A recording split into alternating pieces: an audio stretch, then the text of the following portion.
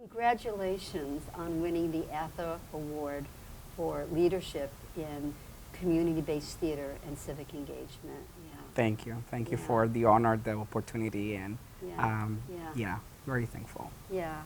Competitive field, and it's a prestigious award, and we're really, really happy for you. Can you describe for our audience what the nature of your work is? Tell us a little bit about the organization and your relationship to it, which is how you come to be receiving the 2019 award. Many things can be shared and talked through, right? But I would like to start saying that I am the founder of Youth Empowerment Performance Project, in which I am the executive and artistic director. And we started this project 9, 10 years ago as like some tryouts and some like exploration. And it was March 1st, 2011 when we opened the door for the first time. I am saying that because this started as where I was born and raised. I was born and raised in Puerto Rico. My father is a veteran for the Vietnam War. Being an island, first a colony of Spain, and then becoming the territory of the United States. Coming from a family in which ancestors, grandparents were working the plantations in Puerto Rico, coming from a family in which members committed suicide, among many other things, trauma, and life challenges were rooted in my upbringing. Also, as a queer, femme, identified person, that also brought many things into my life, in which all of that, even though there were many struggles, that truly inform up to these days the work that I do and the work that I will continue doing. So Youth Empowerment Performance Project came up as a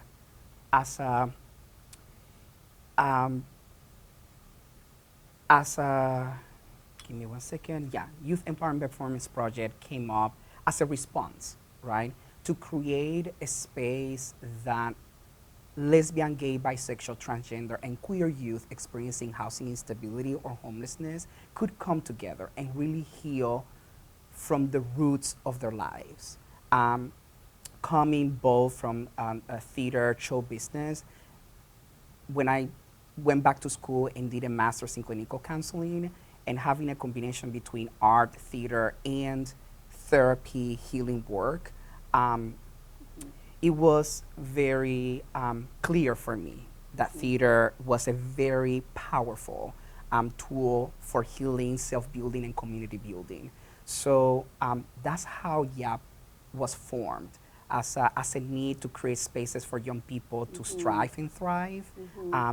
The lack of spaces in the United States, especially in Chicago, designed to support queer youth of color. And all of those needs, from self to community to Chicago as a city, came together to create this organization. Very good. Very necessary, very necessary organization. So the organization, through your stewardship and your hard work, has your hard work has been surviving and also really thriving in some ways, as I understand it. But what are some of the challenges that the organization faces, and also that you face as a leader, as a visionary, because you face challenges to shepherd something like this, right? Yeah. Many challenges, even though have been a very powerful years in which I have been able to see many young people striving and thriving, becoming professionals, doing many powerful things. Even many of them are becoming leaders in Chicago. That clearly came with many struggles and many challenges. I would say one of the biggest challenges is like to develop an organization of such focused on healing and self-building and community building when I would say with a lot of respect, right, to this country that provides many powerful things, but when we look at the roots of this country, it's still a very colonized, white-focused, resources are so not equitable that when we were bringing this up to speed and building this organization, we faced all of those things, right? Yes. And from funding to people, even including our own communities of color and people of color, we have been in survival for so many years that just the idea to create a space that we can come together and heal together was very strange. So many struggles came together, right? As someone that art and theater has been very instrumental for my own healing work, I brought, what I knew, and I felt a lot of pushbacks from stakeholders and leaders in the community and people. However, little by little, I think those seeds that we planted 8, 9, 10 years ago started to bloom and started to like grow, and now people see how powerful. Even for myself, I didn't know it was going to be that powerful. I started this with these needs, but I didn't know where was going to. Even we started for this was going to be a 6-month project. I never expected to be this long, and now now it's an entire organization with many programs. Hopefully, if things continue moving in the direction that is moving, we are going to open a housing program, so now young people can be housed. Meanwhile, they are doing that healing and self-building work. But going back to the challenges, many of them, including myself, and that was part of your question. And I'm getting a little emotional, right? Because Yes. it's so, even though I created this to respond to the needs of young people experiencing homelessness, I also was responding to some of my needs, right? To see a healthier community, to see a healthier city, to see a healthier country and world, right? And in the journey of it, it was many moments that I thought that wasn't going to be possible,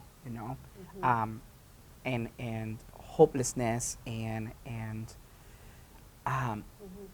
feeling depleted, came many times, and I questioned myself profoundly, like, and for me, theater and healing, of course, right? Theater, it's very spiritual, it's very soul, existential, moving.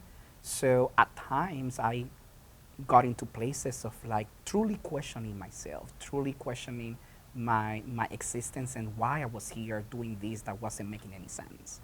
But I never gave up, right? And I kept pushing and kept going back to the board and saying these were the things that didn't work, but let's just try these new things. And not giving up, right? Another year passed and another year passed, and now I'm here, receiving this award, bringing many stakeholders, politicians, leaders in Chicago and across the country to join forces to really bring this organization to the next level. Why do you do this work? The organization has been having many roller coasters. We started very small. It was just a 6-month project. Back then, that first cycle, it was 5 young people. And the design was to go through a group healing process, combining performing arts and healing work and therapy work. Some of those modalities was like theater of the oppressed, popular education as a way to find not just healing, but also finding strategies for them to survive on the streets, and also finding strategies to get housed, to go back to school, to sort of do those things. And we ended with a full performance. And these 3 performances nights got sold out. And that was it. After that, young people were like, well, I will see you next Tuesday. And I was like, what are you talking about? Tuesdays were like the rehearsal day. And little by little, I realized like that wasn't just a rehearsal and a healing performance space, but home for them, you know? And that's how they describe it. This is our home for now. And I remember me telling some of the volunteers, well, we need to open every Tuesday, 6 to 9. And they were like, no. And I was like, yeah. Going back to your question, you know, then we sort of like continue rehearsing. Then we got invited to bring this production to other spaces. And so then the second year came, and the young people were like, let's just do another round. I was like, okay, let's just do another round. And new young people got incorporated, you know, within these 5. So the third year, the same. So some young people moved to the second production, a third production, and more young people, word of mouth, right? And I think that's kind of like one of the most powerful things of this organization, that it's very community building. It's like, I know you, you know me, let's just bring you to our space, and this is the way that we collaborate and work together. I'm always looking for the future, and challenging myself and communities to see our past, to honor our past, to focus in our present and what we can do differently today, but the new horizons, you know, and where we can go, excites me and continue driving me. Going back to your question, I would say something that I would love whoever is listening to this interview, and that theater, the work that we do is very spiritual. It's healing, it's transformative, it's restorative. And it saddens me that theater and performing arts in general continue becoming very commercialized, very capitalized, very, and I am scared, I'm concerned, like, and at the same time hopeful that my message, the work that I do, the work that Youth Empowerment Performance Project is doing in Chicago, it's modeling and showing that theater, performing arts, it's spiritual, it's healing, it's community building, it's self-building. And I think we are moving away from it. So how can we go back into what it was and what it is? The roots. Yeah. The roots. The roots. Yeah. Yeah. Wonderful. Wonderful. Thank you for sharing.